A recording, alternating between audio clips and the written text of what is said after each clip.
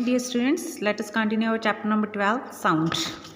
Today our topic is amplitude, frequency and time period. We have learned that sound is produced by a vibrating body. Sound कैसे produce होता है? Vibrating body से. कोई भी body है जब वो वाइब्रेट करेगी, वाइब्रेट मैंने आपको कल क्या बताया था कि मीन पोजीशन पे आगे पीछे जाना, to and fro motion, back and forth motion, that is vibration. कोई भी बॉडी है जब वाइब्रेट करेगी then sound will be produced. To study the characteristics of sound, it is necessary to study the characteristics of vibration. Sound के लिए हमें vibration, sound vibration से produce होता है तो वाइब्रेशन की करैक्टरिस्टिक्स पता होनी चाहिए साउंड की करैक्टरिस्टिक्स के लिए.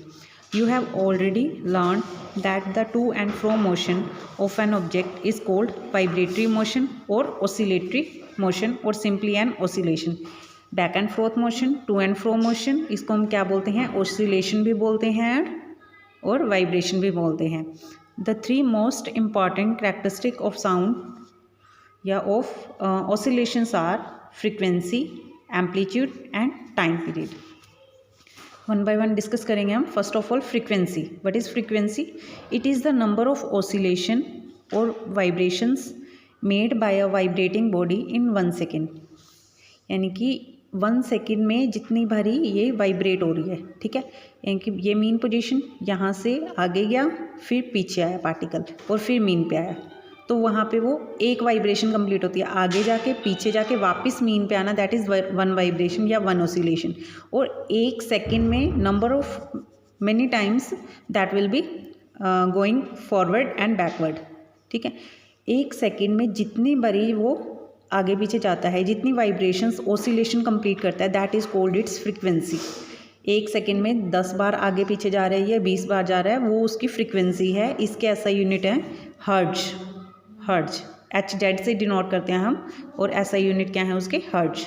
Frequency is measure of pitch. Frequency से हम क्या मेज़र कर सकते हैं? Pitch of sound. Amplitude. Next is amplitude. The maximum displacement of a vibrating body from its mean position is called its amplitude. Maximum displacement यानी कि mean position से maximum वो कितनी दूरी पे जाता है, चाहे आगे जाए चाहे पीछे. Maximum displacement of a vibrating body from its mean position is called its amplitude.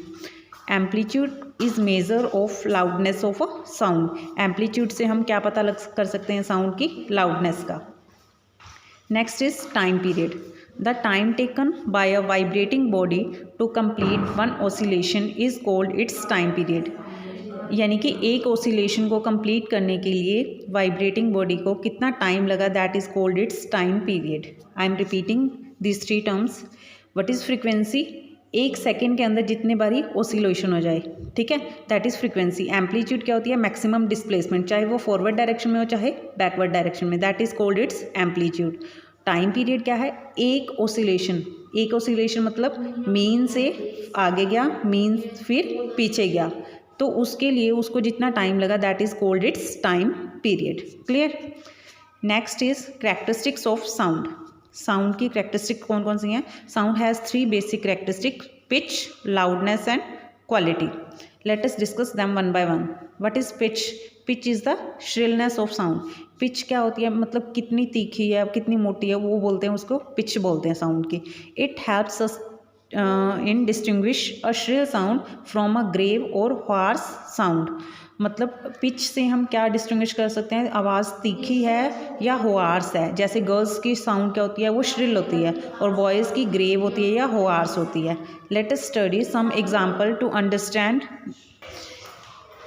Understand the relation of frequency with the pitch of sound. The wings of bee and mosquito vibrate with high frequency, hence produce sound that is shrill and high pitched. यानी कि जिनकी frequency high होती है तो वो कौन सी sound होती हैं? श्रिल होती हैं और हाई पिच्ड होती हैं. When the skin of the tabla is tightened, it gives out sound of higher pitch than when it is loose. अगर तबला की जो स्किन है, वो मेम्ब्रेन है, अगर वो टाइट हो गई तो वहाँ पे कैसी साउंड प्रोड्यूस होती है? हाई पिच की, ठीक है. और अगर वह स्किन लूज है तो वो लो पिच के साउंड प्रोड्यूस होती है. While playing a flute, when more holes are closed, a note of lower pitch is produced. जब फ्लूट मतलब बांसुरी अगर उसके होल्स जो है नज़दीक होंगे तो वहाँ पे लो पिच की साउंड प्रोड्यूस होती है। When fewer holes of the flute are closed a note of higher pitch is produced. जब कुछ नोट जो उसके क्लोज होंगे, ज़्यादा क्लोज नहीं होंगे, जहाँ पे अगर बहुत ज़्यादा होल्स हैं उसमें तो वो लो पिच की साउंड प्रोड्यूस होती है, और वहाँ पे जहाँ पे कम है होल्स वहाँ पे हाई पिच की साउंड प्रोड्यूस होती है। हाई फ्रिक्वेंसी वाली है, हाई पिच प्रोड्यूस करेगी और श्रिल साउंड होगी, जैसे गर्ल्स की होती है। लो फ्रिक्वेंसी लो पिच होगी, grave sound, for example boys या मैन की voice. Last is loudness. Loudness distinguish a feeble sound from a loud sound of the same frequency. अगर सेम फ्रिक्वेंसी की साउंड प्रोड्यूस होती हैं तो loudness क्या करता है, उनको डिस्टिंग्विश करता है।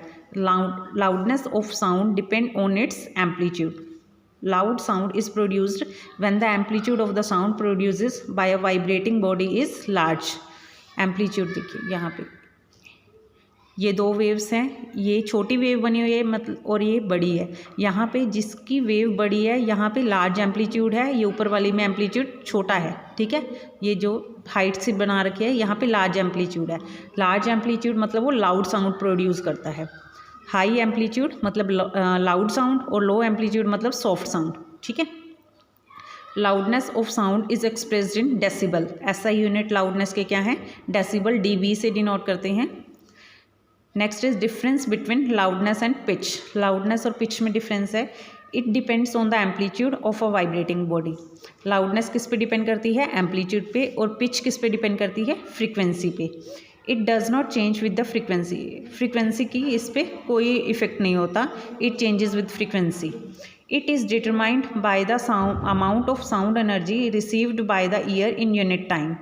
लाउडनेस क्या है, it is the amount of sound energy received by the year in unit time. Unit time के अंदर कितनी एनर्जी रिसीव कर रहा है year, that is called its loudness. It does not depend on the amount of energy receive by the year. मतलब हमारी year की capacity पे लाउडनेस डिपेंड करती है और पिच के इससे कोई लेना देना नहीं होता। Last characteristic is quality. The quality of a sound is also called tone. It enable us to distinguish between two sound of the same pitch and loudness produces by two different sound. अगर दो sound है, pitch भी same है, loudness भी same है, फिर उनको different करना है, डिस्टिंग्विश करना है, तो क्वालिटी से होगा, ठीक है।